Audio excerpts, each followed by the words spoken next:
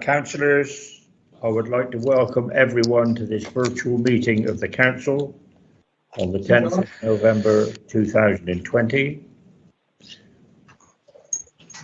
There is a pro forma that I normally read out, but you have a copy of it and we've gone through it many times, and there is just one section that I would emphasise for you, and that is when you're dealing with a motion, please remember to turn on your microphone when voting and then mute once you have spoken. If you've not heard the full debate on the item, please say so and your vote will be marked abstain. I will now ask the solicitor to do a roll call. Thank you, Chairman. Just going through members alphabetically to check who's present and who's absent. So I'll start obviously at the top of the alphabetical list with Mark Applin, Councillor Applin. Don't think I've seen him in chat. No, I don't think Mark's with us yet. Councillor Ashton. Present. Thank you. Councillor Bell. Sorry, present. Thank you. Councillor Bird. Present. Councillor Bridger. Present. Councillor Bryant. Councillor Butte. I think Jill was having problems joining, so she may well be a bit late. No, I'm here. Sorry. You're here. Thank you, Councillor Butte. Councillor Caniford. Present. Councillor Cartman. Present. Councillor Cato. Present. Councillor Charles. Present. Councillor Cherry. Present. Councillor Clayton. Present. Councillor Codling. Present. Richard Tucker. Councillor Cole. Is now joining. Present. Councillor Crew.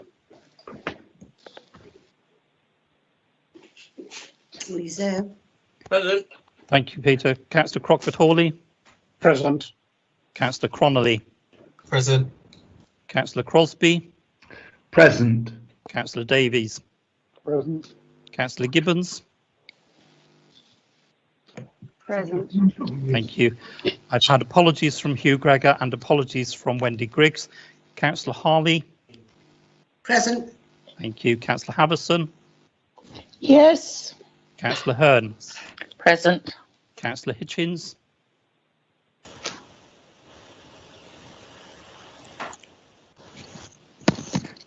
I see David in the attendance list here, maybe joining us later. Councillor Hogg. Present. Councillor Holland. Present. Councillor Jacobs. Present. Councillor James. Present. Councillor Keating. Present. Councillor Lee Morgan. Present. Councillor McQuillan.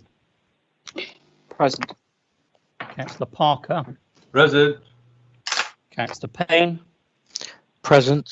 Councillor Pepperell. Present. Councillor Petty. Present. Councillor Pilgrim. Present. Councillor Porter. Present. Councillor Richardson. Present. Councillor Shopland. Here. I've seen Councillor Snaden has given apologies. Councillor Solomon. Present. Councillor Tonkin. Present. Councillor Treadaway, I think, was going to be absent unless you have been able to join us, Councillor Treadaway. No, you're not in the list. So Councillor Treadaway did give apologies. Councillor Tucker. Present. Thank you. Councillor Westwood. Present. And Councillor Willis. Here, And Councillor Bryant. Thank you, Peter.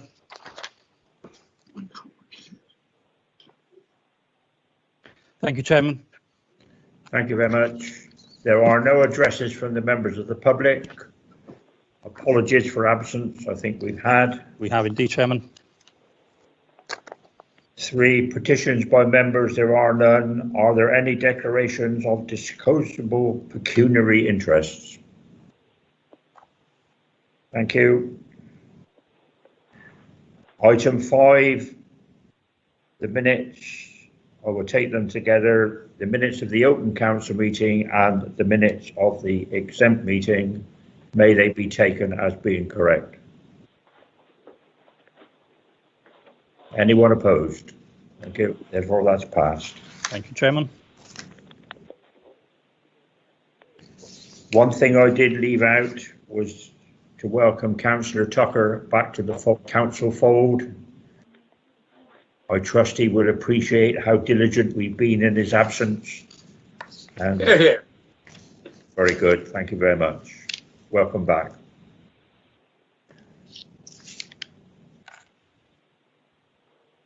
Motions by members. Standing Order 14. The nature emergency. Councillor Payne. Thank you, Chairman. This motion we have here is similar to the one that I was going to bring to the last council meeting in September, but with some tweaks which have been made in consultation with Councillor Stuart McCullin, and I thank Stuart for his input into this.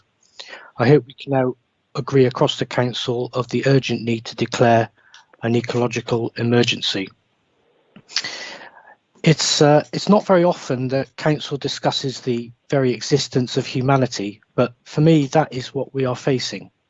It's no exaggeration to say that the mass extinction we are currently experiencing could be the greatest catastrophe and the most significant threat humans have ever faced. So why is this important to North Somerset? Well, extinction isn't just about the large mammals in distant continents which get the most media coverage. Equally crucial are the wildlife in our local area, the insects and other pollinators, the wild plants and various types of fungus, small things we might hardly notice in our everyday lives, but which are fundamental to the food and water on which our lives depend. But our wildlife is dying out. The State of Nature report pulls data from around 70 nature conservation and research organisations. This report, which was published last year, shows that half of Britain's bird species, half of fungi and a quarter of species of mammals in the UK are at risk of extinction. It has been identified that 133 species endemic to the UK have already disappeared altogether since 1970. And even where species are not specifically endangered, populations are in significant decline. It's not just animals. 1 in 5 British wildflowers is under threat. And where wildflowers disappear, insects such as butterflies and bees, which depend on them, quickly follow. And they, of course, are crucial for our crops. Alongside habitat loss, species are also decimated by fragmentation of habitat, where such as woodland and meadows and so on are split into smaller unconnected patches between which wildlife is unable to move. This particularly affects pollinating insects as well as small mammals such as hedgehogs and so on. North Somerset is a coastal district, as we know, so we also need to be conscious of the need to protect marine environment and water quality, to protect fish and sea life from damaging activities. Time is running out. Life is precarious, but I believe that there is hope that we can turn things around. But the turning point is here now. So we can either continue to strip the earth bare, poison waterways, decimate habitats, leading us all down the road to oblivion, or we can choose to do things differently. We can still choose life. Every individual and every organisation will have to play its part, but for us as the council, we need to take the responsibility of taking the lead in this. So what I'm saying in this motion is that we have to put the nature emergency at the heart of everything we do. We must ensure that all our policies are informed by it, and we must actively spread the word and provide a lead in our communities. We have to do more to create wildlife-rich spaces throughout North Somerset, working with our partners, businesses and residents. It's the only way to secure our future. Biodiversity is defined as the number and variety of species within an area. There are a number of different scientific ways of measuring it. Now, I'm not an environmental scientist or indeed an expert in any way, and I don't claim to know the best way, the best method of assessing it. But I hope that moving on from this motion, the Council will be able to develop a strategy for tackling the nature emergency, which will look at the best methods of going forward to assess this in terms of the number and variety of species and the richness of our wildlife. So I believe that the motion set out in the papers is self-explanatory, and I propose it as it stands. And I look to Councillor McQuillan to second the motion. Thank you. Councillor McQuillan. Thank you, Chairman. I'll keep this brief, as Councillor Payne's already outlined a lot of the reasoning behind this motion. But just I would outline Just for a moment, do you second it? Yes, I'm happy to second the motion, Chairman. I just very briefly outline why, But if you would indulge me. Before you go that far, before we enter into any debate now, have you the support of 7 councillors? Members, if you could use the hands up function for showing this.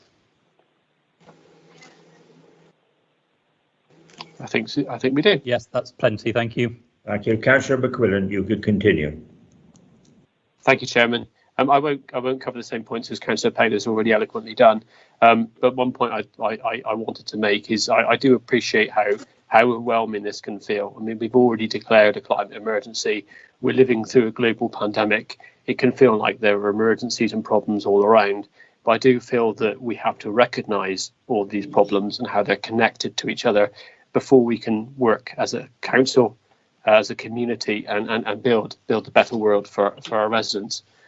So, you know, as Councillor Payne's outlined, biodiversity, the variety of life on Earth is crucial to how some natural systems work in terms of flood protection, carbon sequestration, and other things. And agriculture and other industries depend upon it. So it's not just a moral imperative to do something here, but a selfish imperative too. It's important to humanity, and it's important to nature, and it's important to the combination of the two. Very happy to have worked with Councillor Payne on this, pay tribute to the work he's done. Very pleased that he agreed to meet with me and accept a few amendments. Very happy to second this motion. I won't take up any more of the councillor's time, and we can move forward. Thank you, Chairman. Thank you. Is there anyone else wishing to speak? Yes, Chairman. We have Councillor Keating, followed by Councillor Bridger, Councillor James, Councillor Petty, Councillor Gibbons.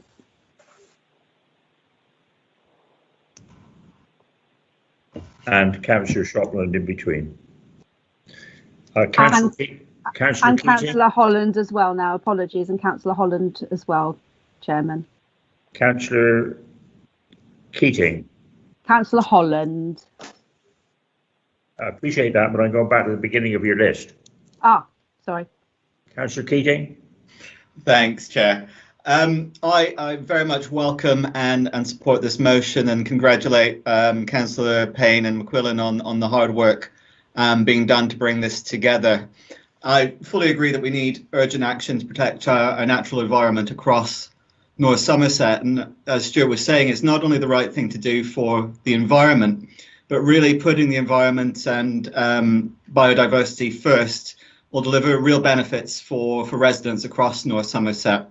I think we've seen with incidents such as the recent flooding in Churchill and along the A38 with those heavy rains we had a few weeks ago, the greenfields and natural environment play a huge role in our flood defences. And I think the policy that we're putting forward today will help us to ensure that we protect those natural defences for particularly our rural communities that are very much exposed, particularly as climate change will bring increasing instances of extreme weather. I also think that during lockdown, we've seen how important our green spaces are for residents looking to enjoy fresh air and the unique natural landscapes that we have here, our coastlines, the Mendip Hills, woodlands, fields, and other very unique environments. And we should be doing everything we can to ensure that both our planning activities, but policy more broadly protects these unique spaces. And I think this motion goes a long way to helping us do that. And finally, I think there's a lot of good in this motion to help us support our farmers and local food producers. We all are aware of the national debate raging about farming, food standards, and so on as we move out of the European Union. And I think by ensuring that we support our farmers in being stewards of our natural environment, we in fact give them a competitive edge in developing high quality and sustainable produce from our local area. So I would definitely urge all colleagues to join me in voting for this motion. Thank you. I will ask the clerk to call the next person, please. Councillor Bridger. Thank you, Chairman. Yeah, I also wholeheartedly support this motion. I think in September, a report by the RSPB actually referred to a lost decade for nature. And I think last year's State of Nature report found that 41% of UK species have seen a marked decline since 1970, with no sign of any rate in that loss slowing at all. I think as a council, I think we need to revisit our biodiversity action plan. I think our biodiversity and trees SPD I think it's something like 15 years old, and I know that officers want to update it and improve it. I think in January 2018, a couple of years ago, the council adopted the Mendip Bat Special Area of Conservation SPD, and of course more recently we've got our managed rewilding programme, which will support the action plan. Chairman, I once heard a developer in a public meeting refer to a field near where I live, bordered by a medieval hedgerow as, and I quote, sterile to development. They are, of course, in the words of Bill Bryson, the stitching that holds the fabric of the countryside together and species rich. I think there's some good news. I think it does seem that we're closer to seeing a GCSE in natural history, which I think is an incredibly welcome development. We need our children outside, and we need to give them the tools, I think, to restore nature. I think being able to access beautiful and biodiverse locations is also incredibly important for good mental health and well-being. So I think this motion recognises our duty as a council towards biodiversity and the need to update and enforce our existing policies, as I said. So I'm very happy to support it. Thank you, Chairman. Thank you. Next speaker, please. Councillor James. Thank you, Chair, and thank you, Councillors McQuillan and Payne, for bringing this to us. I'm just going to place an emphasis in my speech on the resolves 4.8, which is to involve the community, businesses and other organisations. I spoke to Wild Porter's Head ahead of this meeting, and they stressed to me, to stress to you, the thorny issue of making sure this is intergenerational and has a lasting legacy beyond any administration. We need to take everyone with us and make sure this is something from the ground up. That involves making sure groups like Yakwag and Wild Porter's Head are involved throughout the plans to give them ownership of it, rather than it being a top-down sort of project from North Somerset Council. I wholeheartedly welcome the idea of investing in flood defences, as I think you appreciate from previous council meetings. It's quite a big issue in our area. We're all on the Somerset Plains.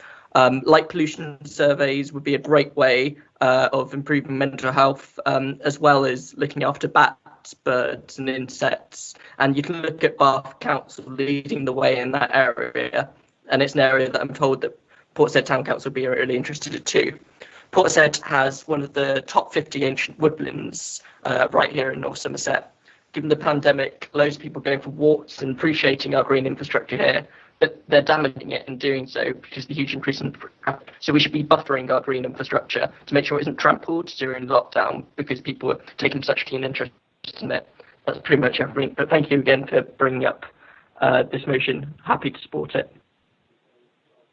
I would like to speak at this juncture in between the debate. Maybe I should declare an interest, because I'm probably one of the few card-carrying NFU members on the council. But dealing with wildlife, there is an historical aspect to this. Wildlife was preserved by the large estates and the Crown for sport. That's the only way it survived for several hundred years. The difficulty we have with preserving wildlife is that wildlife and humans have difficulty in living side by side. If you are going to introduce the public at large into the countryside, you will destroy the habitat of wildlife. It has nowhere to move, it won't exist. We are creating cycle paths everywhere for the public to go, which are destroying the natural habitat of wildlife. So perhaps we have to rethink some of those policies, because the two are not compatible. I'm not going to give a great lecture on it, but I would like those points taken on board because they are fundamental. And also, I am not a supporter of doom and gloom, because I'm sure that the words of a very old hymn would do, trust in the Lord and don't despair. We won't be allowed to destroy the planet, but we will leave that as that at the moment. Can you call the next speaker, please? Councillor Petty. So I'd like to, as others have done, really thank Councillor Payne and Councillor McQuillan for coming together to work up this this declaration. I'm fully supportive of it. I really like many of the points that the previous councillors had made. Councillor Shopton raised a couple of other points which I wasn't fully on board with, but I think he also pointed to the kind of the specific species that some people had preferred to protect over others, and actually that has been a problem. The humans have made their choices about which species they favour, and that is not our role to play. Our role is to recognise, I believe, that actually the species, all species are required to have space to exist in our landscape if we want to plan for a future that that doesn't see the mass extinction, as Robert Payne pointed to. I believe that the residents of North Somerset welcome the idea of more education about areas that should be protected because it's nesting season. I believe that we can work with our communities, and communities that Councillor James pointed to already have massive amounts of knowledge, both of their local area and the wider rewilding areas. So absolutely, it's important that we work together with those groups. As executive member for the environment, I really look forward to working with the officers on this declaration. And I do see that it can work very closely with the climate emergency. We can't build policies that respond to the climate emergency without recognising the emergency that we're seeing in nature, because these food chains are critical to all of our futures as well. And the decline that we've seen in species is really awful. And I always go back to the example of taking a car journey, that if many of us, when we were younger children, would have made a car journey, we would have had these splats of small flies and insects on the windscreen. If you go on a car journey, you do not need to pause to go to clean your windscreen, because that is where we have lost those small species, and they are all part of a chain. And that isn't it isn't the hedgehogs, and it isn't the something else that people think about, or even polar bears, but they are all part of something that is really important and critical for us to protect. So I think the council has a role to play, the council has a part to play, community, business has a part to play, and I hope we can do a job of joining these things together. So I wholly support this work. Thank you. Councillor Gibbons. Thank you. Like all the other councillors who've spoken so far, I'd like to thank Councillor Payne and McQuillan for bringing this motion, and I absolutely support it. As you all remember, I brought the rewilding motion back last July, and this is building on that commitment that the council has to protect our environment. Like Councillor James, I'm going to go directly to point 8 and just say how much I'm keen and willing to work with our communities, and particularly schools and colleges. I've had quite a bit of experience because you may not all know, but I also brought the motion to Western Town Council to make it a plastic-free community, something which the Town Council achieved in 8 months. And that was done through very, very strong engagement with the community, with going out and speaking to businesses, speaking to all the schools, because that was the requirement of achieving the status. We needed a certain number of educational institutions, a certain number of businesses, a certain number of other institutions on board with their commitment to reduce single-use plastic. And through doing that, I realized how ready and willing young people are to engage with this kind of thing, and how much they already know about the dangers that we face to our natural world, to the habitat, and to animals through a number of documentaries that are very high profile. So I think that that's a crucial action that we must take as a council and as a community, because speaking later on as corporate parents, we all have a duty to children in the North Somerset care, but we have a duty to young people in our community to preserve this environment for them. I'm old enough to have grown up in a country village where I was able to go out. I basically would go out with my friends. I would say to my parents, I'll be back at such and such a time. And I went out and played in the woods. That's a kind of world that's disappearing. So it's very important that in our towns, we preserve opportunities for children to engage with nature. I think about the bug hotel that they have in Grove Park, or various other activities where children search for mini beasts. You know, our environment is more than just the polar bears, as people have said. It's all the insects, it's all the tiny creatures that our children can engage with on a daily basis, as long as we don't destroy and denude our environment and weaken our biodiversity. So I'm happy to support it. Councillor Holland. Hello, and I'd also like to say thank you very much to Councillors Payne and McQuillan for bringing this motion. I was asked earlier what biodiversity actually meant. Now, I'm sure everybody here knows about it's the variability of life on Earth. It's a measure of the variation of the genetic species and ecosystem level. Now, we can't necessarily understand what it means at such a small level, but I'm sure farmers in particular would understand the problems of single crop dependence, which I believe was one of the causes of the Great Famine of the 1840s, Great Potato Blight of the 1840s. Single crop dependence will kill us all. We need a large variety of life on Earth. We need a high level of biodiversity. We need to stop these acts of aggression towards our natural environment. We can't condone them, let alone at any time, let alone when we're in a climate emergency and we're desperately planting trees, shrubs, letting long grass grow. We cannot let this drop. We cannot stop this fight. We have to continue. I believe there's no more speakers, Chairman. Thank you very much. I will ask Councillor Payne to sum up. Thank you. I haven't really got much to add. I'm pleased that most councillors seem to be in support of the motion. I've also heard from several local nature conservation organisations who are pleased that this has been brought forward. So I thank everyone for their support, and I hope we can pass this motion unanimously if possible. Thank you. Is there anyone wishing to vote against this motion? In which case then I will declare it passed. Thank you very much. Matters referred from a previous meeting, there are none. 8, Chairman's announcements.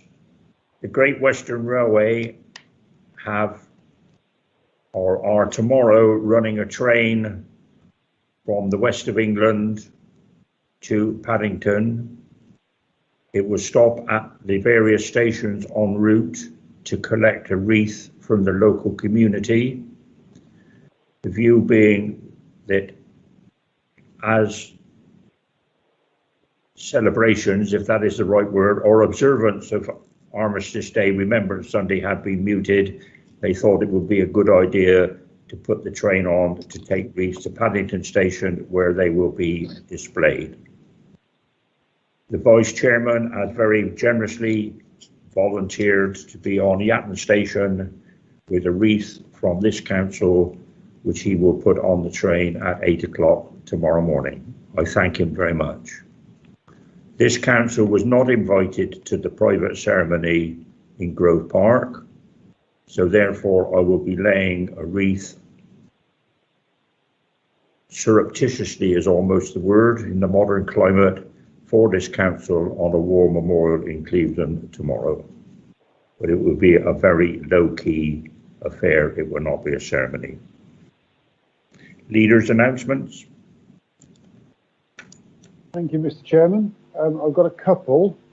The first one is to give you an update on the West of England Combined Authority. I did send round in confidence a letter to all of you over the weekend, which outlined the position. Just to very briefly recap, I'm sure you're aware that the government signalled quite a while ago their desire to fund infrastructure, transport and adult skills and training through to their devolution via combined authorities with mayors, such as the West of England Combined Authority. And with that as our guide, we undertook discussions with the other three councils and met with, first of all, Minister Simon Clarke, and after that, after he sadly had to give up his job, with Luke Hall, MP, who is the current relevant minister. He very clearly outlined the process for this. For us to join would require change to primary legislation, so it'd have to go through the full parliamentary process. So clearly time is very tight in that. He asked us to do a 28-day consultation across all the unitary authorities on the governance changes for us to join, and in parallel with that, there will be a discussion with MHCLG and Treasury over the funding for that deal. If that had gone forward, then that deal would have been brought to this council and indeed the other three in January for final agreement. And if all four councils and WECA have been in agreement, that would have been a signal for the legislation to go through with mayoral elections next May. As I'm sure you're aware, Bath and North East Somerset, South Gloucestershire, WECA, indeed ourselves, as well as the local enterprise partnership, business and universities, were all very supportive of this. Unfortunately, Bristol City Council, through their mayor, would not agree to go to consultation, and therefore this process is stymied and has stopped. So there will be no consultation. We are not in a combined authority, and we'll have to review our options. I thought it was important to brief all members here, and that's why I thought it was very important to get that letter out to you over the weekend, so that you're fully aware of the situation we're in. There's been some press. In place of Local Government Chronicle, I think the Bristol Post are going to feature it soon. I was interviewed on this matter on Radio Bristol this morning. So very sad to see, and particularly from my own point of view, I think for the situation with so many people losing their jobs, the lack of funding for skills and retraining have a significant impact on the residents of North Somerset and indeed the rest of the West of England. So very sad news. And my second point was, as I'm sure we're all aware, we're in another lockdown. I'd like to thank all the residents of North Somerset for the great sacrifices they're making to support that. And I'm sure on behalf of all councillors here, record my thanks to all our staff and our contractors for the very sterling work they did on behalf of all the residents of North Somerset and beyond. And I think it's fair to say that everybody I speak to has gone well above what we possibly could have expected them to do under normal circumstances, and I'm sure we're all extremely grateful for that, so thank you. Thank you very much. Chairman, forgive me for interrupting, but Councillor Gibbons has indicated that she wished to speak to the leader's announcements. I'm not sure if you would wish that to happen. All right, fair enough, carry on. Thank you. I just wanted to say ask a couple of things around the WECA issue. I mean, firstly, I'd like to say how disappointed we are by this. And I think that's something that from my conversations is echoed by all in my group. And indeed, most of the Labour councillors across the combined authority are supportive of the expansion of WECA. What I want to ask or get reassurance on is that we are going to continue with our commitment to seek to join WECA, and also continue with our efforts to align ourselves where possible with what's happening in WECA, to make sure that we are able to participate and unlock opportunities where possible, and also to try and replicate some of the initiatives that are going on in WECA. I can only speak with any knowledge of what goes on in the area I cover in my portfolio of skills, and I had a meeting yesterday, and there's a lot of great work going on which we are closely involved with as a local authority. So I suppose I just want some reassurance that will continue. And my other question is, obviously I have to ask this because I'm mindful of how difficult it is for local authorities dealing with the government and getting clarity on funding and how different the world is in this COVID crisis. Is there any possibility that central government could have been a little bit more flexible and have facilitated this process? Thank you. Well, I'll do my level best to answer both of those questions. The first one around our continued involvement. Well, clearly we're part of the West of England Joint Committee and there is still funding. We have representation through the scrutiny process, so we will continue to do that and align ourselves there.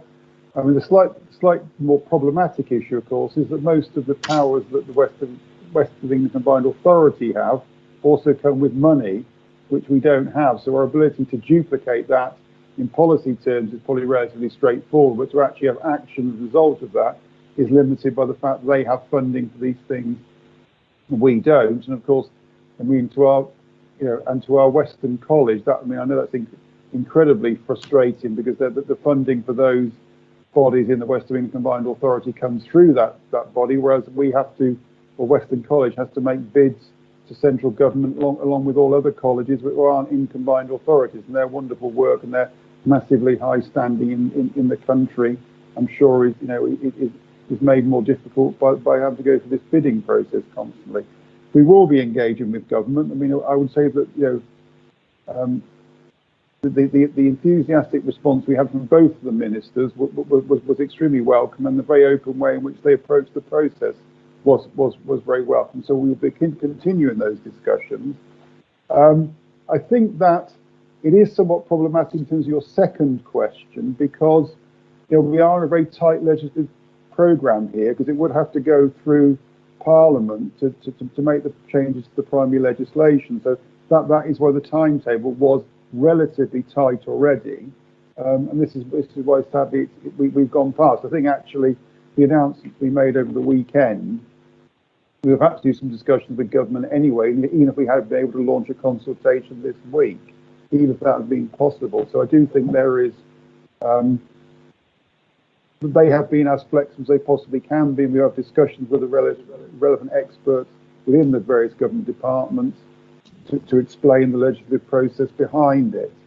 Can they do anything more? I suppose the question I would pose to all of us is what is going to happen with the devolution white paper, which we are expecting quite soon. Government has certainly signalled they want combined authorities with mayors as their preferred option for the wider infrastructure and skills funding. So I think we're going to have to wait for that to come out, hopefully in the spring. I'm sure we can comment in the consultation on that.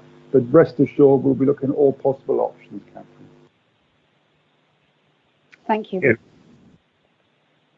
Item 10, Chief Executive's announcements. I don't believe there are any. Sorry, Chair, I just wanted to remind members that I did a webinar last Thursday with some senior officers to update elected members on our response to COVID in terms of the latest position, our preparation for COVID lockdown, and the support in particular that we're giving to businesses, our residents and communities. And so if anybody did happen to miss that or wanted to do it, watch it, if you get in touch with me, I'll send you the link. Thank you, Chair. Thank you very much, ma'am. Item 11, the forward plan, leader to present. This is an item to be noted. Yes, the forward plan is there, Mr. Chairman, and it's for noting if there are any comments from members. Thank you. Nothing in chat so far, Chairman, no. In which case then we will note that it is duly noted. Item 12, there are no items. Councillor Gibbons will present corporate and parenting responsibilities. This is also an item to be noted. Item 13. Thank you. Me again, sorry. Yes, this is a part of our commitment to bring you a report and information about aspects of corporate parenting to every council meeting. So this time I'm really pleased to bring to you to note and to ask you to consider the results of the Bright Spots survey and to ask whether you consider the results in it to be good enough for your children, and also if there are any aspects that you'd like to know more about. I'm not going to go through the briefing paper or it in great detail because I'm sure and I know that you've read it. So I don't need to remind you of your responsibilities as a corporate parent.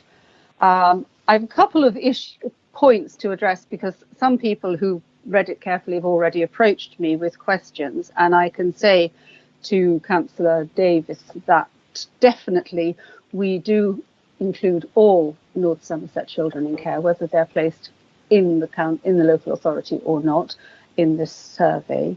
And a point he raised about the areas where there's been a negative drop, let's say, of 12% in the number of children who are satisfied with a particular area. I mean, he particularly cited a drop where children were saying that they didn't feel they had an adult to help them, or they weren't getting enough help in school. This is an anonymized survey, so we don't actually know the names of the individuals. But I would say that the numbers are small, and we certainly do everything we can to address those issues. In fact, it's part of our improvement plan to make sure that any of the areas that are, I would say, not bright spots, and there are many bright spots, but those that aren't, we're actively working to improve and make sure that the responses are much better. It's also a subjective survey, so it's really about what the children and young people think and feel themselves about their life, about whether they're happy, about little things like whether they like their bedroom, whether they have a pet, and we score very well on that level about the numbers of children who have a pet. Yeah, so basically that's what I'm asking you to note, to read carefully, to look at and consider. And I welcome any debate on this if there is any. Otherwise, please get in touch with me, as some people already have done. I should also mention Councillor James has made a very valid point about whether we could expand the survey to ask children and young people about their aspirations, which is something I'll take away. I'm not entirely sure, and I'll look into this, but the actual survey is, as you've seen from reading it, created by Quorum Voice and the University of Oxford, and we participate. So possibly we would need to consult to expand it to include a section which specifically addressed young people's aspirations. But I would say on that we are working very actively with our older children in care and our care leavers around their aspirations, around what they see as their future. Indeed, Councillor James and Councillor Cronley, my trusty youth champions, will be working with me on that and hopefully engaging with those young people on those very subjects. So I don't want to go, as I say, through it word by word because you have it in front of you, but I'm happy to have any debate or questions. Thank you. Chairman, there are a number of speakers. Shall I call them in order for you? Yes, ma'am. Councillor Hogg. Hi, thank you. I just wanted to note the report. Thank you very much, Councillor Gibbons. There's a couple of points that certainly stuck out to me. half our looked after children aged 11 to 18 have been in care for more than 3 years, which is quite a sobering statistic. And only just over half of them feel positive about their future.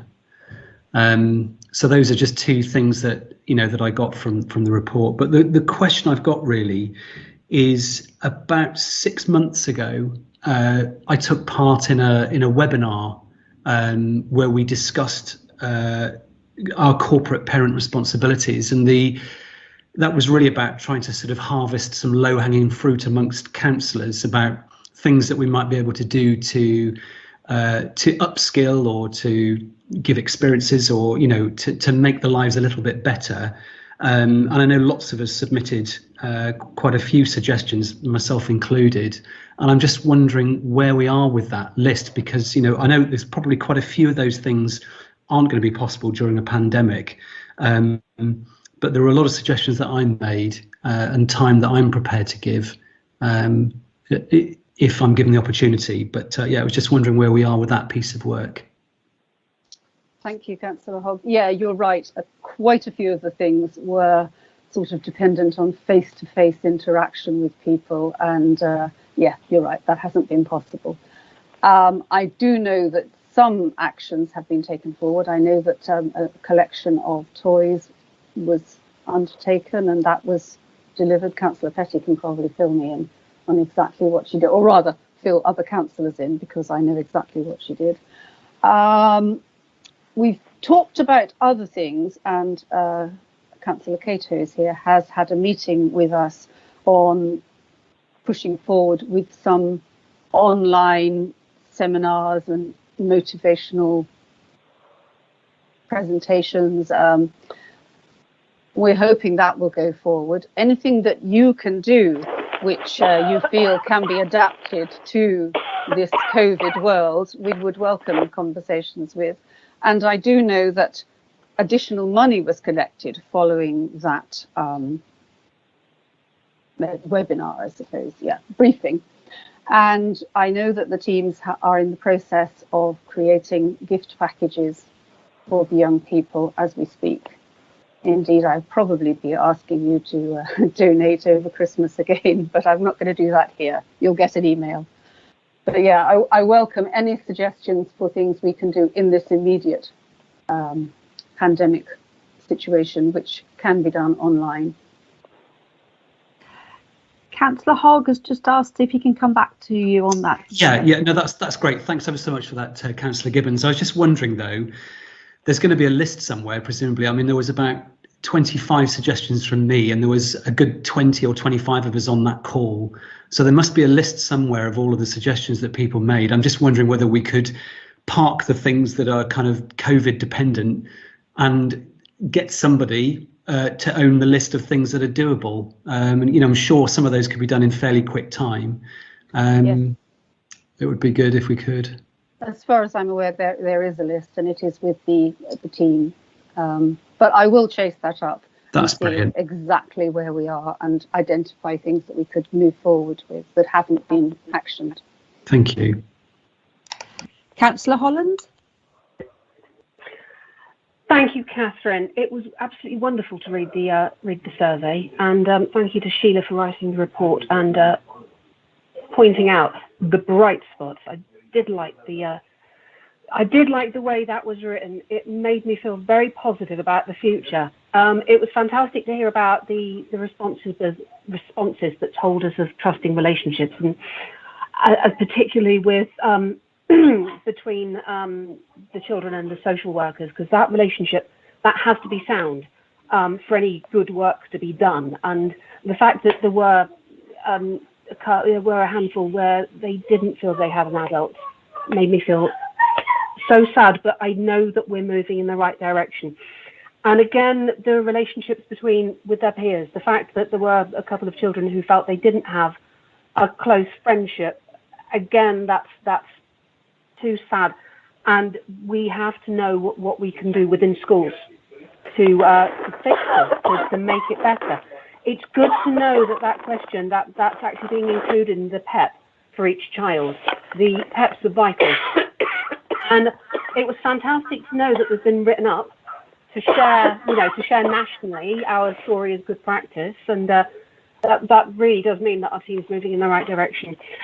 It's been noted that the Welsh Government, they're scrapping all exams next year, and it's been suggested that maybe as our looked after children definitely suffer an imbalance with our school system. Should we consider lobbying to do the same here, or is there something we could do educationally for our looked after children over the course of the next few months? Can I come back on that? As I understand it, the government have just announced that GCSE and A levels have been scrapped. Oh, I missed that. Yes, yeah. Thank but you, I would absolutely agree. I think it's a time for us to rethink how we test, how we examine young people, and how we teach. I think we've got a lot of lessons to learn from this experience, and particularly for the more disadvantaged in our society. Yeah, you're right. It is sad to hear of those children who, don't feel they don't have a friend, or they're not that happy, or whatever. I had a brief opportunity during lockdown to meet with some of our foster carers and their children when there was a paddleboarding activity at the Marine Lake. So it was one of those rare occasions where you could actually meet with people outside. And it was interesting. There were one or two young people who actually felt during lockdown, when they were, I suppose, they didn't have that thing people call FOMO, fear of missing out. They didn't feel that everyone else was having a great time and they were stuck at home, because everyone was stuck at home. And a few of them actually managed to forge friendships online during that process that they hadn't been able to do in school. So there have been positives and negatives from the difficulties we've gone through. But yes, they are our children, and we want all of them to feel happy. But as you and I know, our children have their ups and downs as well. And that's going to happen with our looked after children. We just have to try that bit harder to make sure that we hear their voices. Councillor Cartman. Thank you. I welcome this report. It's really good. Thank you, Councillor Gibbons. But two very kind of quick comments. I think it's really useful to have the information, but it'd be much better if we could benchmark it against what we should be expecting to see.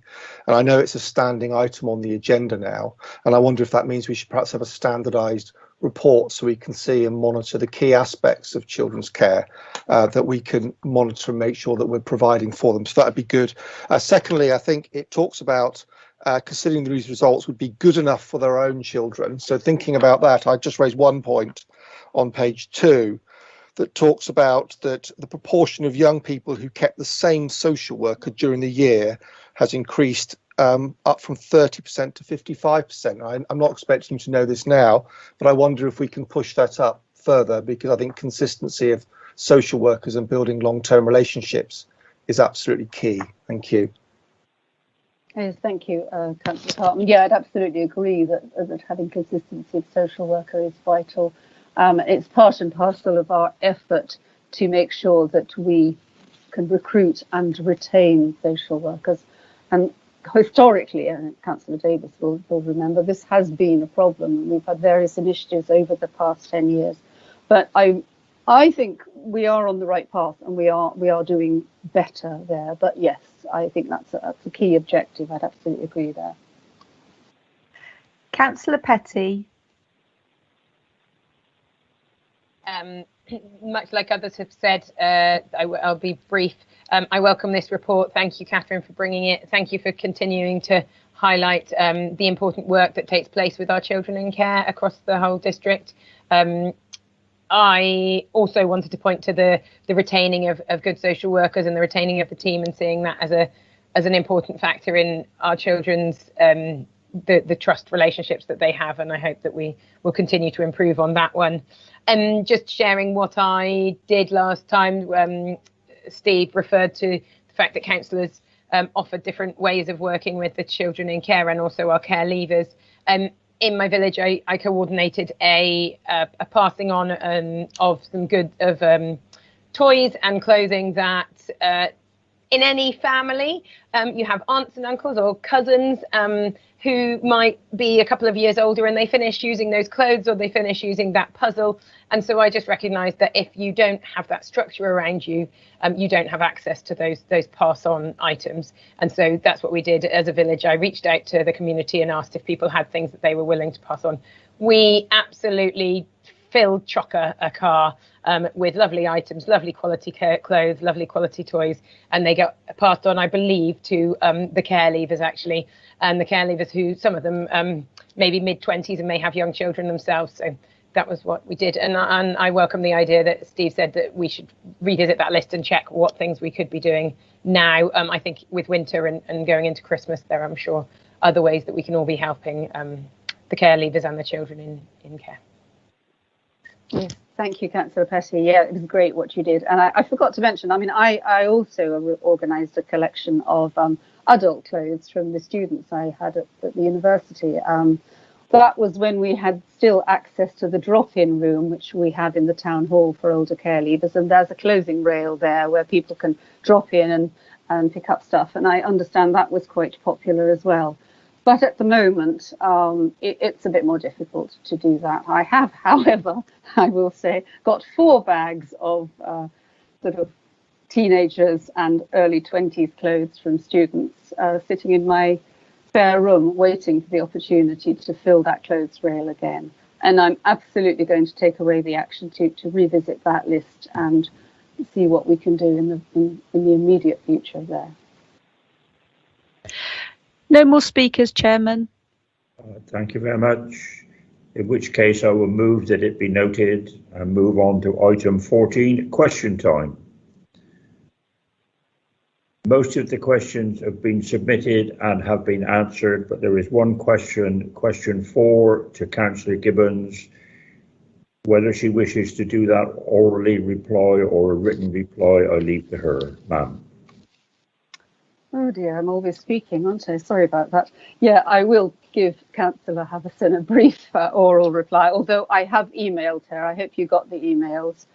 I did, yes, thank you. Yes, just to say that the moment this issue was raised, when the briefing went out, or the briefing note went out to members at half term over free school meals, we all investigated what was happening. And in fact, I noted Councillor Havison's comments that somebody or she had rung the number and not got a satisfactory answer. So when I was signposting a couple of residents to ring the same number, I asked them if they wouldn't mind giving me their feedback. And luckily they didn't have such a bad experience. However, on receipt of your email, I spoke to Agilicis and Stuart Anstead actually, who I believe he tells me he had been working with you on this issue.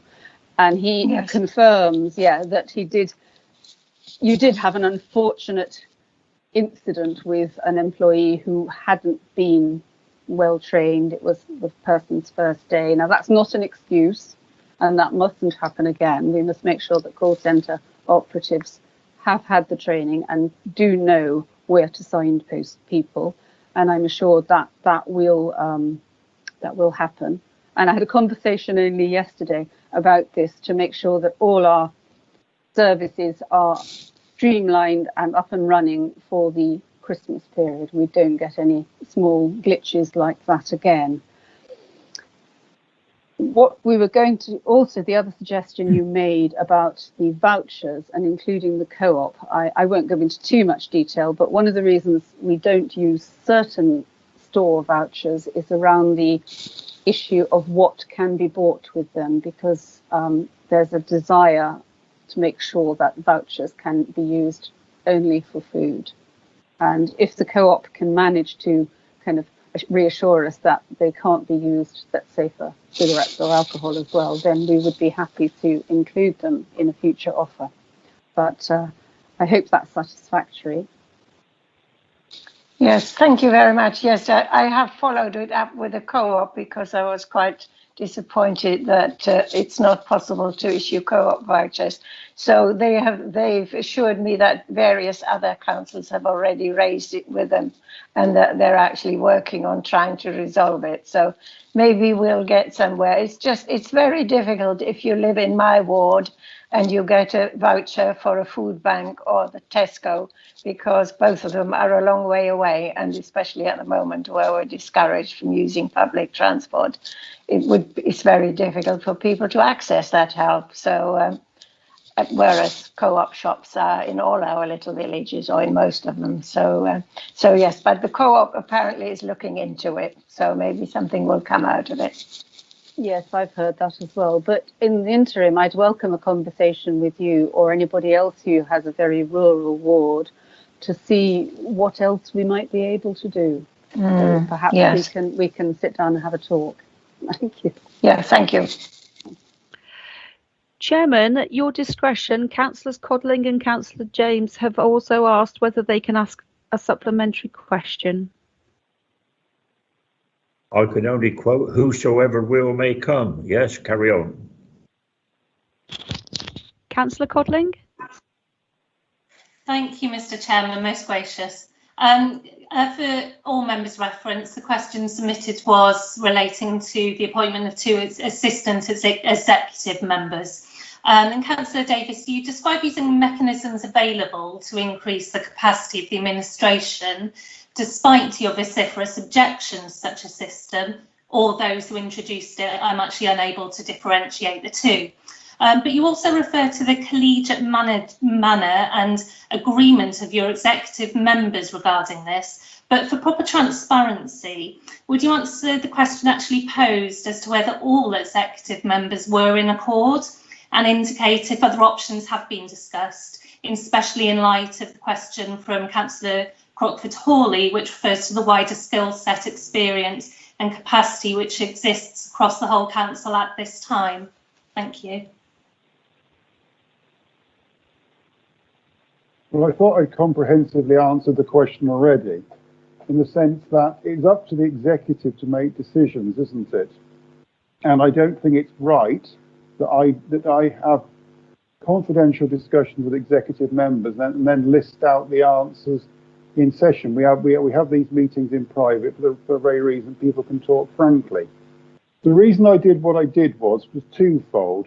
One was around the health and well-being of my executive colleagues, because the amount of stress they are under at the moment, bear in mind we have a international pandemic going on, in addition to business as usual, I thought it was very important to safeguard their welfare and also to make sure they could continue to deliver their functions for the council to keep the residents of North Somerset safe and in business. I didn't also want to be seen to be contemplating our own navel by having special meetings to set up new structures. Therefore, I used what was available at the time on the basis we will eventually have an annual meeting at which we can put forward some more permanent methods of dealing with this. In terms of capability or otherwise, I'm not quite sure what question you're asking, because that's never been the policy of this council, to look at people's CVs to see how suitable they are for post or otherwise.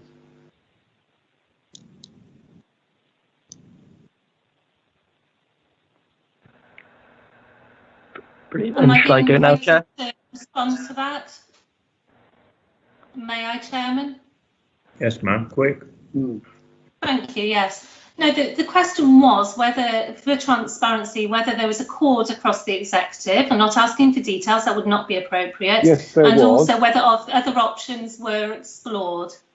Yes, they were. We're not talking navel gazing, we're talking, thinking on our feet, being nimble, being open, being transparent, being inclusive, all merits which we would hope to uphold, and one you yourself speak very highly of. I do, but I'm not quite sure the point you're trying to make. We're in the middle of a very, very serious pandemic, and we're trying to do things quickly at speed to make sure we have the capability to keep the residents of North Somerset safe. We use the existing structures we have, and we spoke about it as an executive to take the way forward. We did consider other options, which would have been less pragmatic in terms of doing that immediately. So you did consider other options? Yes, I considered lots and lots and lots of other options. Right, okay, that's more information, thank you. And all members were of accord, you said? This will be the last question now, Councillor James. Thank you. Brilliant. Thank you, Chair. And thank you, Councillor Davies, for your reply. The question was how many people within North Somerset earn a real living wage or below a real living wage? The answer was 3. I asked the question because it's Living Wage Week this week. Low pay has become a norm that many people get trapped into rather than a stepping stone into work for paid work and economic security. 5 out of 6 people who earn below the living wage fail to get out of that low paid job within the 10-year period, which is quite shocking. My supplementary question is, great to see us showing leadership. Can we also make sure that our partners also pay people a living wage, for example, in care, recognising the important work of care? And it'd be really good to get some data about how many people who extended work for the council in roles created by the council, how many of them work below the living wage. If that data is at all possible to get, it would be great to have that information so that we can try and reduce it over time. Well, I very much hope that nobody is living behind that statutory wage. You're referring to the real living wage, that is, Chair. Sorry. The more straightforward one, which actually looks at the implications for people's income in relation to the cost of living and the like, which I think exactly, Chair. That's right. Supportive of. Yeah. So I mean, we answered the question in detail. I mean, that there are nobody will be in that situation once the new pay scale has gone through. In terms of the council, I do take on board your comments around contractors, and I think it's something which we would urge our contractors to do, but of course we haven't any direct power over that. It may well be worth us, I think, as part of policy, to see how far we can take that. I'm trying to be careful in what I say because of procurement implications of us in any way trying to lead anybody in any contractual obligations they make with us, because I don't think it would be right and may cause significant issues in the future if we're deemed to be in any way discriminating against a way which wouldn't be permitted in the procurement rules. But I do think in terms of a longer policy, that's something that I would very much welcome scrutiny from looking at and developing. Brilliant. Thank you very much, Chair. I'll take that on board. Thank you. We've exceeded our time, I believe. So to item 15, there is no report from the executive. Item 16, nothing. Item 17, nothing. Item 18, you have a written report, I believe, from the Avon Fire Authority. Are there any questions to Councillor Payne? Nothing in chat, Chairman. Thank you. We will note it then. Moving on to the Somerset Police. Again, you have a written report. Are there any questions to Councillor Westwood? No request, Chairman. Thank you. West of England Joint Scrutiny. Are there any questions to Councillor James? Just an oral update, if that's all right, Chair, because events have gotten in the way of the report. If you're quick, yes. Brilliant. So obviously it says in the report, my fellow scrutiny members and I have examined the West of England Recovery Plan, the Climate Change Action Plan, the Investment Fund. But the most important thing to highlight beyond this written report is overview and scrutiny's overwhelmingly strong view that it will be beneficial for North Somerset to join WECA. This month, business leaders across the West of England, both in the LEP and Business West, have urged all council leaders to support this accession. Unfortunately, it's unravelled over press and radio. In the last few days, Mayor Rees has hindered these ambitions. What that might mean for North Somerset residents, because something like WECA is very abstract, is that during the recovery from COVID-19,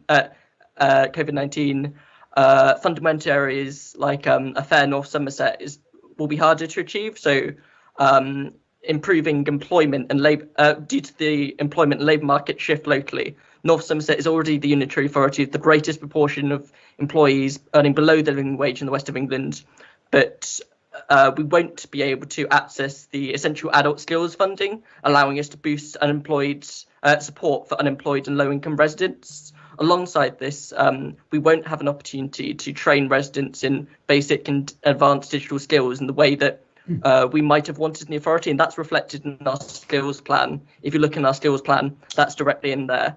I understand Mayor Rees wants to, the effects on transport were particularly pronounced. North Somerset's local authority, the smallest transport levy in the west of England, so giving us very little room to encourage green and active travel across the region like we hope to in our plans. Lack of access to capital and revenue to improve this as a local authority, because we won't be in WECA, will really impact Bristol to some extent. I understand that Mayor Rees wants to see the money before we get to a consultation, but the immediacy of the climate emergency, the immediacy of the problems created by coronavirus don't allow for that time that Mayor Rees wants, don't allow for a 4-year gap. You don't set fire to your neighbours to keep your own house warm. I think that's really important to bear in mind. It's possible that Mayor Rees is going to shut us out of the west of England for 4 years if he doesn't change his tactic. Brunel saw the benefits of close ties between Bristol and North Somerset. So I hope that Mayor Rees can do the same. What Overview and Scrutiny really want is that all key players in this come together, get back on the table and make sure that this gets back on track within the next 2 weeks, because really we want all the bodies to get together, maybe create a new deal for the west of England if needed within the timescale, but we've got to meet that 2-week deadline, because it won't be acceptable for our residents not to be able to access the funding we really need until 4 years' time. We need the funding now. We need to work with our partners now. We need action. I don't know if any of the other scrutiny members have anything to add before other questions go. And thank you, Chair, for being so liberal with the standing orders. Chairman, Councillor Okay. Crewe has his hand up. I think he wishes to speak. Thank you, Chairman. Yes, carry on. I do agree with much of what has just been said there, but it's not just the Mayor of Bristol. A lot of the councillors in Bristol are against it. Exactly the same way as when we were back in the Avon days, we were the poor relation of Bristol then. It's all about Bristol, always will be. And we can't be as negative as Hugh had just said. If you analyse over the last 6 or 7 years, the money that we have received for different grants and so on, and for money to do different projects, it's very much in line with what WECA has received to divide between the other three. So it's not all doom and gloom. We have to make decisions on going forward. I think it's more important we concentrate on what we need to do and find the best way we can do it. We've always worked well together as separate authorities, even before WECA came into being. The problem is the government make mistakes and they come up with a plan of what we should do, and we start down that path. And if we look when we were formed, at that time, Gloucestershire and Somerset were going to do the same thing. In the end, the government backtracked and they didn't do it. Every time we go forward, there's another reason to do something else. Let's be positive. This isn't going to happen because it's not just the Mayor, it's other councillors as well in Bristol. I felt all along this wouldn't happen. If it happens, it's going to be sometime in the future. But let's be positive, work out what we need to do ourselves. Thank you, Chairman. Councillor Keating, Chairman. Right.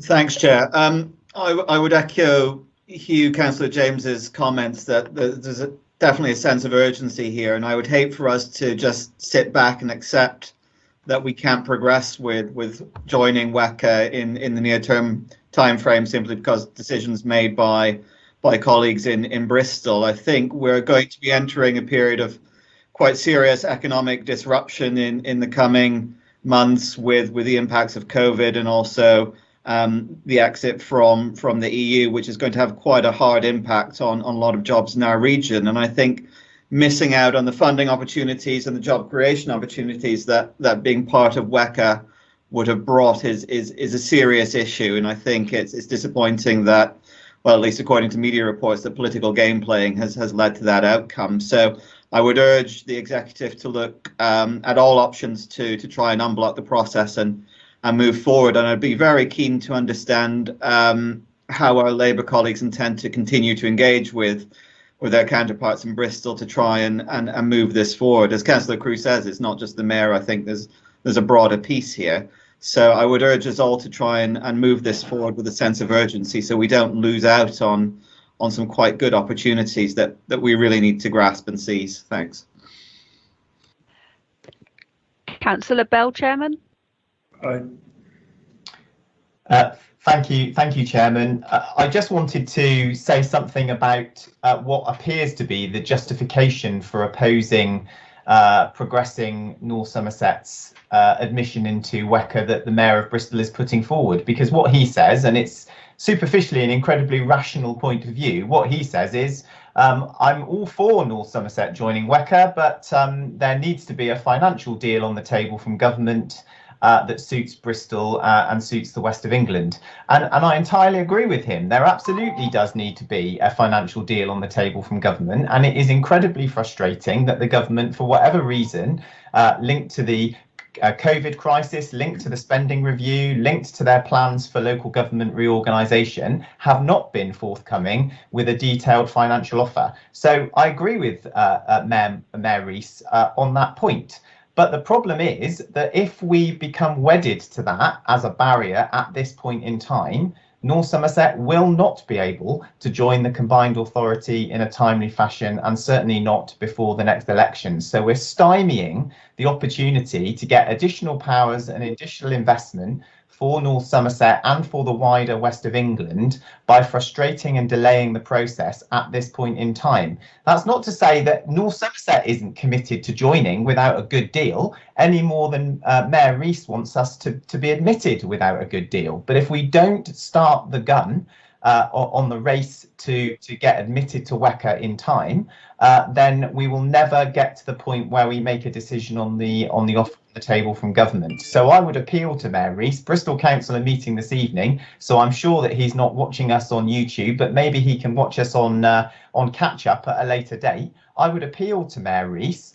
Let us get started. Let's have the consultation with the business community, with our residents, with education, with other stakeholders. Let's put forward a plan for what we want to see for the West of England that gets North Somerset involved and that gets a better deal for our whole area, the whole region.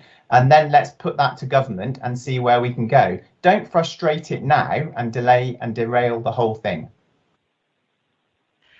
Councillor Cartman, Chairman. Right. Thank you, Chair. Thank you for the comments. I think the leader's considered response earlier was very good, and further comments have been good. Thank you to Councillor James, Keating, Crewe and Bell. I think we need to be stronger in our condemnation of the Mayor of Bristol. I mean, and it reminded me, this whole situation of 1985, which is actually, I was only young, but one of the formative things I saw was Neil Kinnock, known as the Welsh Windbag, standing up on stage talking about that you can't play politics with people's lives, people's jobs and people's homes. The main thrust of government funding now is to look to fund through regional assemblies and combined authorities, and it's only right and proper that we should be able to have a look at that through this council. He is blocking it for naked political reasons, and I think we should be condemning it in the strongest sense possible. Thank you. Councillor Bird, Chairman. Right. Just to say, I agree with everything Hugh has said, and I think Mayor Rees is almost holding North Somerset to ransom in this. I think I really think we should be talking around the table about these things and moving things forwards. And I've been talking to a few of the Labour councillors on the scrutiny committee, and they are certainly for us joining. So I would be interesting to see or hear what's going on in Bristol tonight as far as opinions and Mayor Rees's actions are concerned. One point I would like to make from the chair: we should not be criticising someone who has no right of reply. So I would rather there were no more personal references made to any individual who is not in the state and able to reply. Why not? Because I ruled it from the chair. It's good manners. Don't be so ridiculous, Chairman. I don't feel lonely when I look around. Is there anyone else wishing to speak? Yes, Chairman. Councillor Caniford. Right.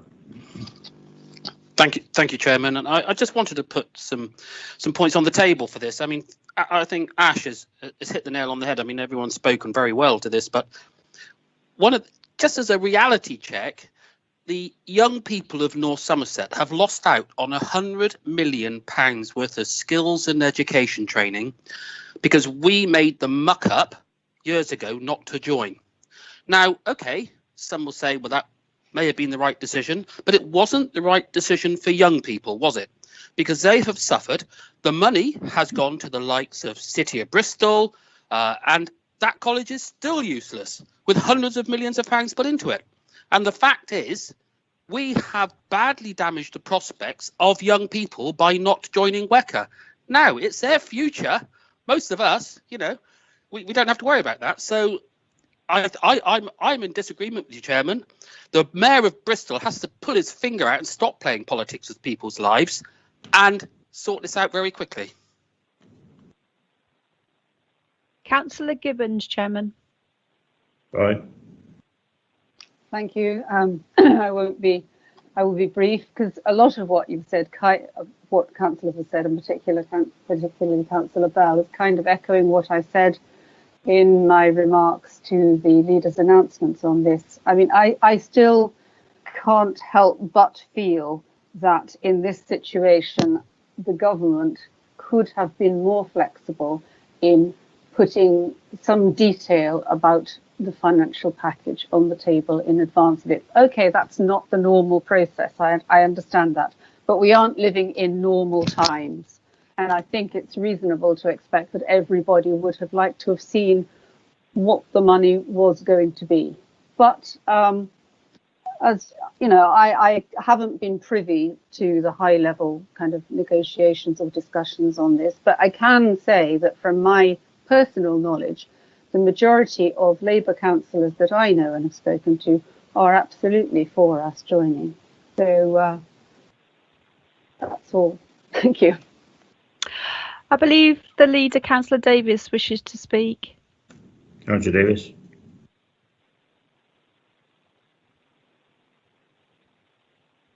We can't hear you, I'm afraid.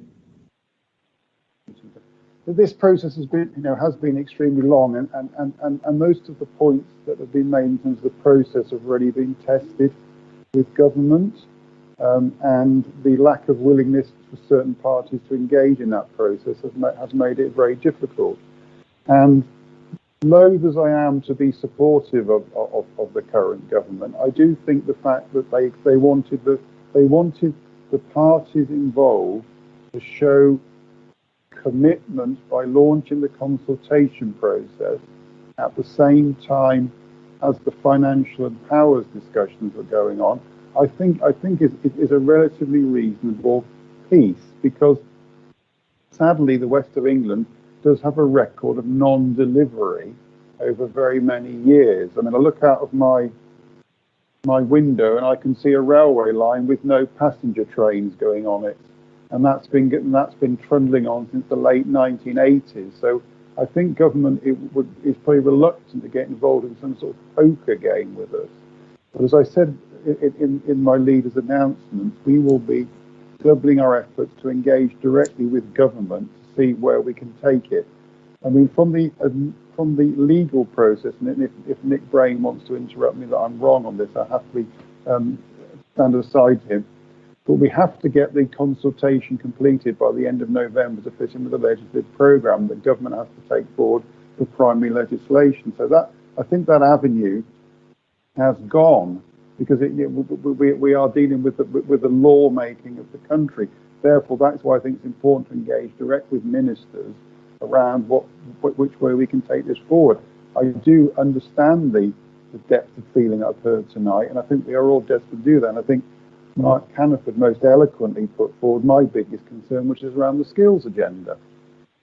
Because that, skills and training are going to be absolutely uppermost in our thoughts for the poor people whose jobs, their current jobs are no longer going to exist in the format in which they currently have them. And that, for me, there is a massive frustration from 2016. But I haven't gone on about that, because I made my points there at the time about how I didn't think it was a sensible thing to do, and I've been shown to be correct in that. So, but what's gone's gone, and we can't undo it. And we're sadly in a very, very weak position of bargaining because of the way the thing is set up. So I take on board all the comments and made. I take on board the passion of the speakers, and we will be taking this forward, and we will come back with regular reports to councillors. You know, as I did, I shared the stuff over the weekend to make sure everybody was aware of what was happening and the situation we're in. Thank you. No more speakers, Chairman. Thank you very much. I take it we will note the report. We move on to item 19, Metro West Phase 1, Councillor Tonkin to present. Thank you, Chairman. The purpose of the report is to update members on the progress of the Metro West project and delegate authorisation to senior officers in consultation with the executive members to ensure that timely decisions can be made. This will be in accordance with the project programme for this key infrastructure project from a local, regional and national perspective. Metro West Phase 1 proposes to upgrade the existing local train service for the Severn Beach line and the Bath Spa to Bristol line, Phase 1A, and reopen the Portishead rail line with stations at Portishead and Pill, Phase 1B. The project is being promoted by North Somerset Council and the West of England Combined Authority on behalf of the authorities across the West of England, including Bath and North East Somerset, Bristol City and South Gloucester councils.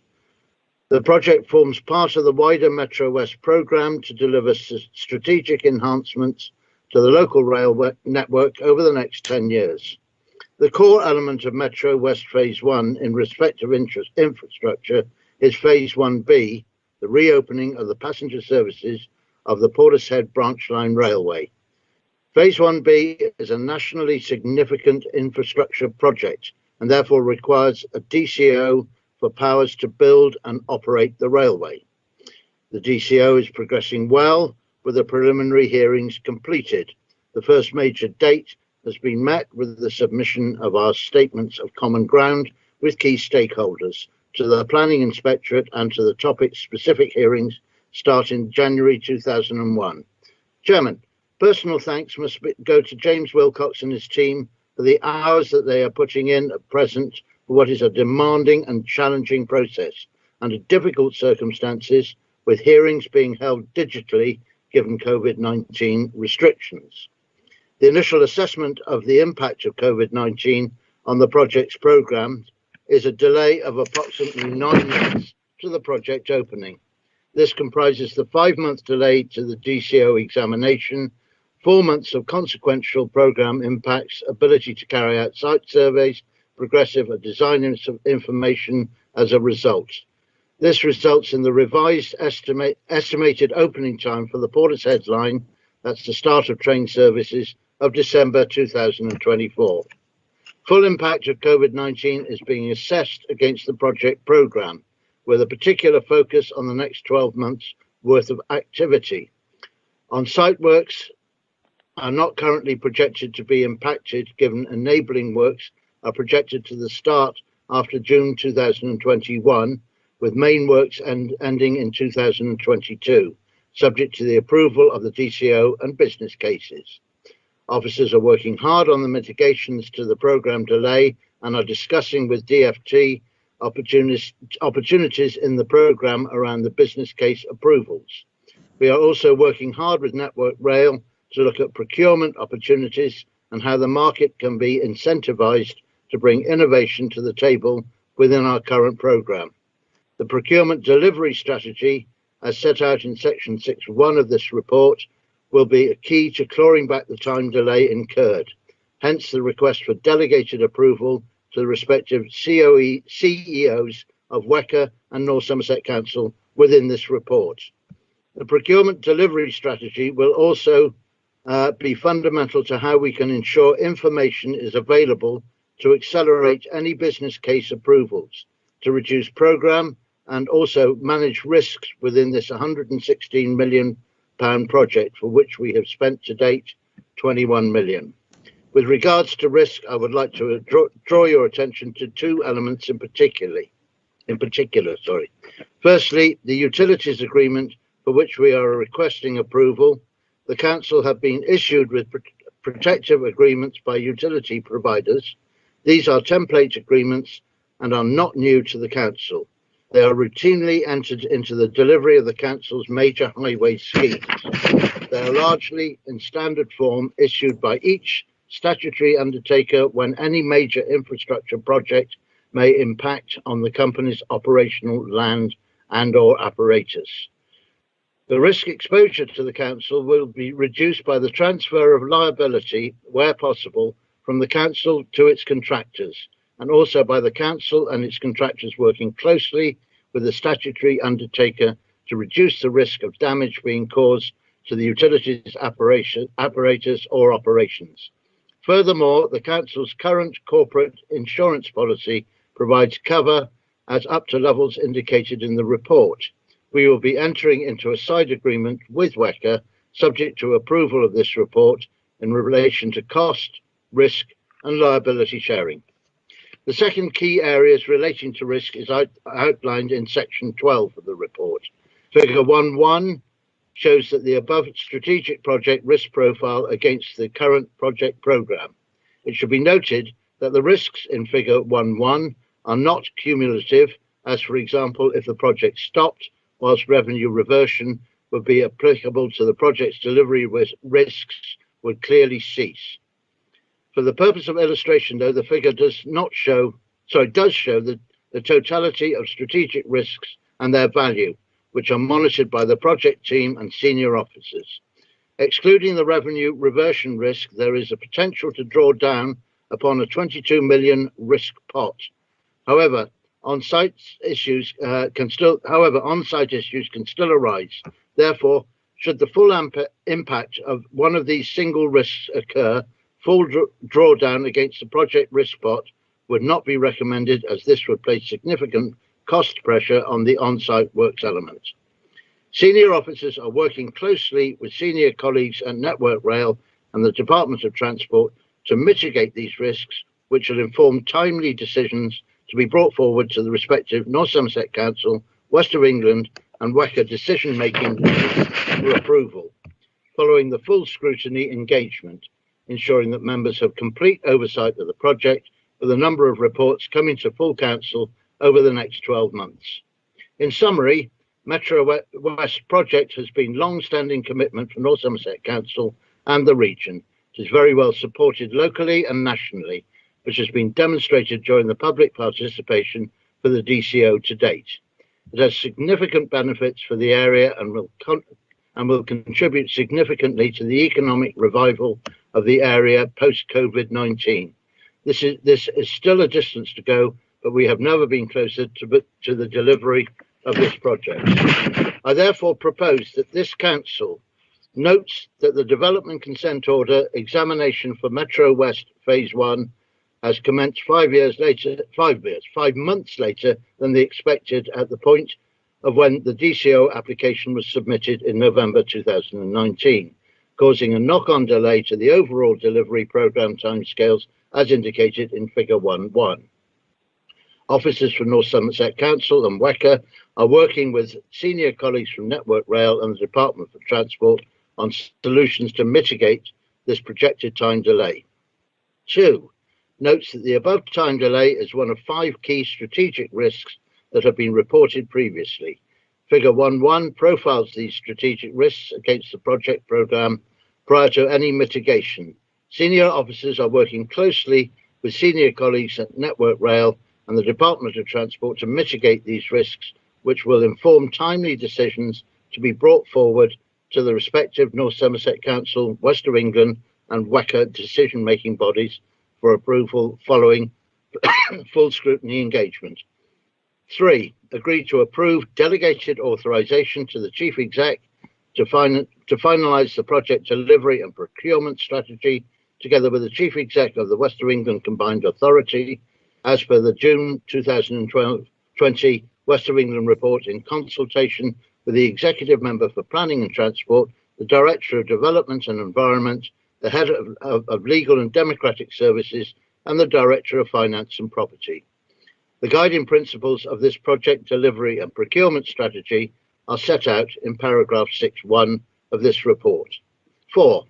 Agree to approve delegated authorization to the Director of Development and Environment in consultation with the Executive Member for Planning and Transport, the Head of Legal and Democratic Services, and the Director of Finance and Property to enter into a side agreement with the West of England Combined Authority in relation to cost, risk and liability sharing arising from North Somerset Council entering into agreements with statutory undertakers, mostly utility companies, for work to divert, protect and create new connections.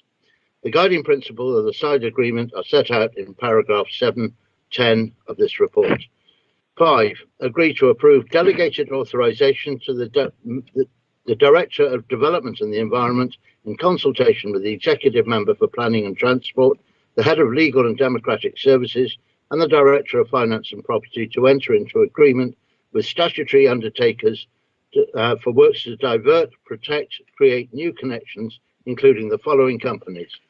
1. Bristol Water. 2. CLH Pipeline Systems.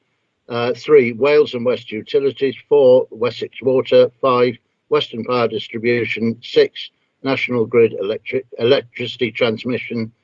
And 7. Bristol Port Company. The liabilities and risks associated with these agreements is set out in section 7 of this report, and a risk assessment is attached in appendix 2. Chairman, I understand that Councillor Cato will second this motion. Thank you, Chairman. Councillor Cato. Yes, I second the motion, and at the appropriate time I'd like to speak as well. Sorry, I didn't catch the last bit.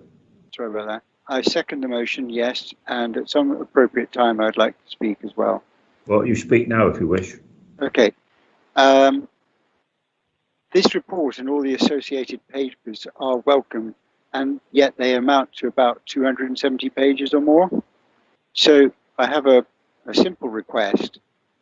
In the interest of clarity for members, could we be supplied with a written one-page clear summary that explains, 1, how a 9-month delay has come about, 2, what this has added to the cost, timescales and scope, 3, what is the change in and resultant potential risk exposure to the council, and 4, what is being done to get back on track.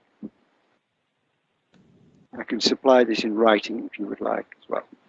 Councillor Tonkin. Yeah, I'm sure that can be arranged, Councillor Cato. I'll ask the officers to supply that in the morning. Thank you. Thank you very much indeed. Appreciate it. Thank you. Is there anyone else wishing to speak? Yes, Councillor Caniford, Chairman. Councillor Caniford. Thank you, Chairman. Yes, just a quick question to James, really.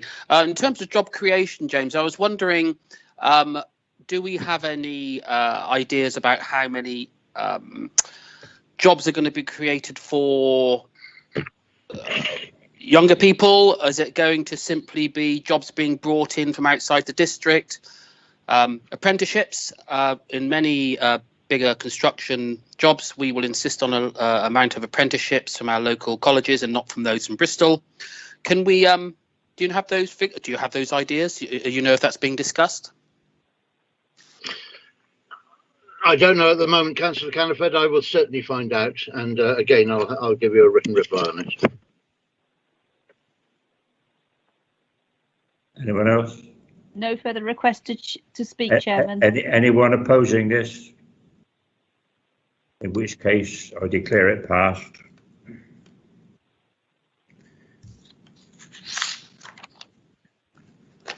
Item 20, Solicitor to present constitution changes. Chairman, thank you. The report is before you. Basically, this is catching up with the Constitution, which has come slightly out of date. There are some officer delegations which are out of kilter with where the function now lies in directorate terms. There may be some more of those following the restructure announced at the executive last time. So I'm asking that you authorise me to make the requisite changes to keep those in line with the delegations and the functional operations. And then the final one, part of the report, is just to bring the Employment Committee delegations into line with both the standing order regulations and with the chief officer terms and conditions. The details are all in the report, Chairman, and as you'll see, I'm just asking that you note the needed changes and authorise me to make the appropriate manuscript or narrative changes to the Constitution. Thank you. I believe the leader is moving the recommendation. And have we a seconder, please? I'll second. Thank Canaford. You. Is there any debate? Anyone Nothing opposed this? Nothing indicated. In which case I declare it passed. Item 21, the draft municipal calendar. Again, Chairman, this is, as members will be aware, we bring this to you at this time of year. It formally gets approved at the annual meeting, hopefully next May, but we bring it to you now so that members can put advance dates in the diary. So it's there for you to note and to approve the draft calendar. Thank you. Leader to move, please. Have you a seconder? Thank you. Any comments? No comments, Chairman. Anyone opposed? Which case I declare it passed. I have no urgent business, and to your relief and my great joy, I declare the meeting closed and thank you for your time and effort. Thank you very much. Thank you, Chairman.